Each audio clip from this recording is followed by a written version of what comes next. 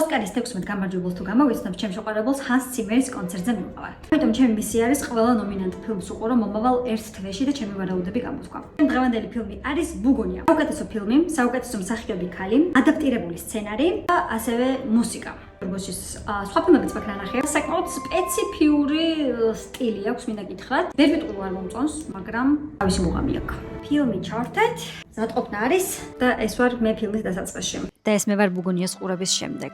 ხო, საინტერესო ფილმი იყო ნამდვილად. პირველი, რასაც ვიტყოდი, ადაპტირებული სცენარის კორეული ფილმიდან, რომელიც 2003 წელს გამოვიდა. იმ ფილმს აწერია კომედია. ამაზე ვერ ვიტყვი, რომ კომედია არის. საინტერესო გზავნილი აქვს ფილმს და გირჩევთ, რომ ყველამ უყუროთ. 10-დან დავუწერდი 8.2-ს. მუსიკას 7-ს. რაც შეეხება ემას, ჯდები ამ გოგოზე.